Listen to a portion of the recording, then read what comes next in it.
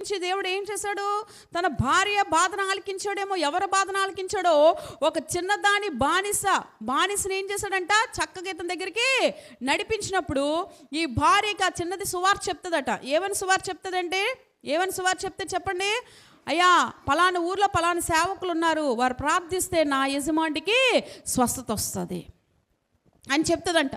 ఎప్పుడైతే అలా చెప్పిందో, స్వస్థ వస్తుందని చెప్పిందో, వెంటనే ఏం జరిగిందనంటే ఆమె భార్యగా ఉన్న ఆమె నయమానికి చెప్తుంది, అయ్యా పలానా చోటుకి వెళ్తే సేవకుడు ప్రార్థిస్తే మీకు స్వస్థ వస్తుందట. అంటే ఇక్కడ నయమాను దేనికి లోబడ్డాడు? ఆత్మ మాటకి లోబడ్డాడు. ఆత్మ ఏంటని ఘోషిస్తుంది, సువార్త చేసింది, పలానా చోటుకి వెళ్తే స్వస్థ వస్తుంది అనబోతురికి ఆ ఆత్మ మాటకి నయమాను లోబడ్డాడు. ఈరోజు లోబడుతున్నావా దేవుని ఆత్మ మాటకి? ఎంతసేపు నీ ఆలోచన నెరవేర్చబడాలి, ఎంతసేపు నీ తలంపు నెరవేర్చబడాలి, నీ ఉద్దేశించిందే జరగాలి, లేకపోతే దేన్నైనా చీల్చి చెండాడేస్తాననే దురాత్మ ఉందా? ఎప్పుడు అది ఉండకూడదు. మనము దైవ చిత్తానికి లోబడేవారుగా ఉందుముగాక. దైవ చిత్తం మన జీవితాన్ని మెరుగుపరుస్తుంది. లోకపరమైన భూ సంబంధమైన మనస్తత్వం మీ జీవితాన్ని హతం చేసేస్తుంది. సౌలు భూ సంబంధమైన ఆత్మ కలిగి ఉండబట్టే దావీదును హృదయపూర్వకంగా ప్రేమించలేకపోయాడు. దావీదు ఆత్మానుసారమైన మనసు ఉండబట్టే కీడు చేస్తున్న సౌలుని తిరిగి ప్రేమించే హృదయాన్ని దేవుడు ఇచ్చాడు. ఈరోజు నీ తలంపులు కానివి కీడు చేసిన వాళ్ళ జీవితాలు నాశనం చేస్తున్నట్టే నీలో ఒక దురాత్మ ఉంది. దురాత్మ ఉన్నప్పుడు దేవుని రాజ్యానికి చేర్చబడ్డం అసాధ్యము. దేవుని రాజ్యానికి నువ్వు చేర్చబడాలంటే ఎల్లవేళ నీవు ఆత్మపూర్ణుడివే, ఆత్మపూర్ణురాలుగా జీవించుదువుగాక. ఇది ఇప్పుడే విడిచిపెట్టేస్తాం. ఈ శరీరము దీనికోసం ఎంత ప్రయాసపడతాం మనం. దీనికోసం లగ్జరీ ఇల్లు చూస్తాం, ఏసీలు ఆన్ చేసుకుంటాం, ఎంత డబ్బైనా ఖర్చు పెట్టడానికి లోపల కావాల్సిన అన్నిటి కొరకు ప్రయాసపడతాం. కానీ ఒకరోజు ఇది ఎక్కడ కలిసిపోద్ది? మట్టిలో కలిసిపోద్ది. కనుక దీని గురించి ఎక్కువ మనం విచారించకూడదు. దేని గురించి విచారించాలి? ఆత్మ కొరకు. నేను సన్నగా అయ్యానా లావుగా అయ్యానని విచారించకూడదు. దేని గురించి విచారించాలి? నా ఆత్మ ఎలాగుంది? నా ఆత్మ దేవుళ్ళ గంతులేస్తుందా? దేవుడి ముఖాన్ని నేను చూస్తున్నానా? దేవుడి స్వరూపం నాకు కనిపిస్తుందా? దేవుడి స్వరం నేను వినగలుగుతున్నానా? దేవుడి స్పర్శ నాకు తాకుతుందా?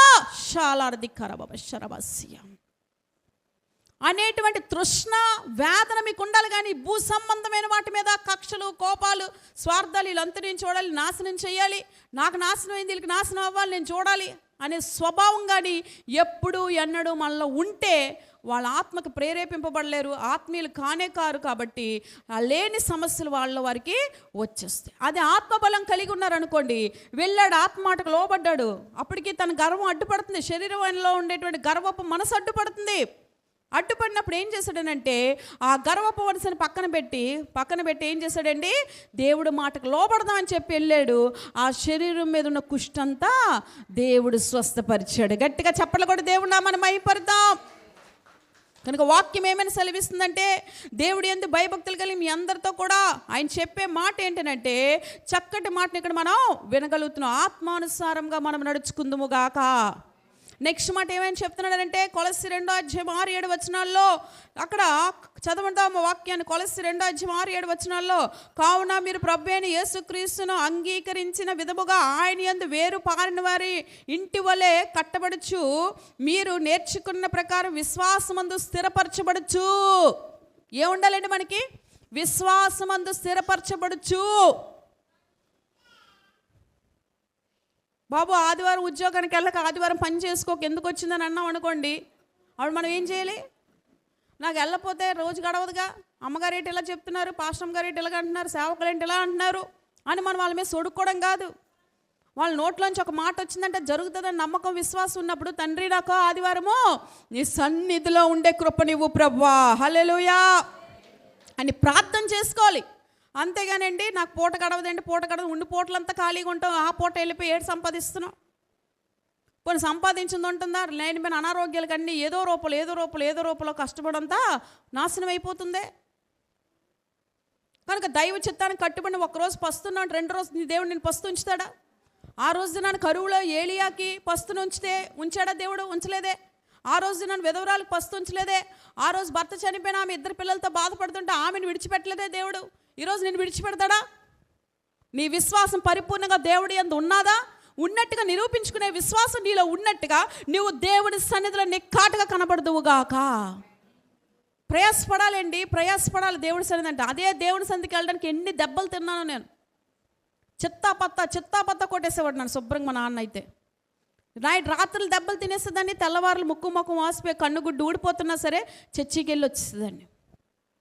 మళ్ళీ ఆయనకి తెలిసిపోయింది, మళ్ళీ రాత్రి కొట్టేసేవాడు నన్ను. కొడితే కొట్టుకోరా బాబు నీకు స్తోత్రం.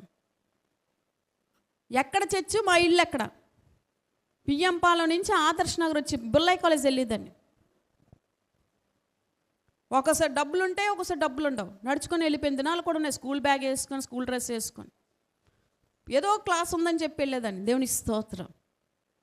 ఆ రహస్య జీవితం ఈరోజు వీధుల్లో ప్రకటించే కృపనిచ్చాడు. గట్టిగా చప్పట్లు కూడా దేవుడి నామాన్ని మహిమపడదాం. కానీ మీలో విశ్వాసం స్థిరంగా ఉండాలి. ఎలా ఉండాలి? నా దేవుడిని అడిగానంటే నా దేవుడు నా పక్షంగా అద్భుతం చేస్తాడు అంతే.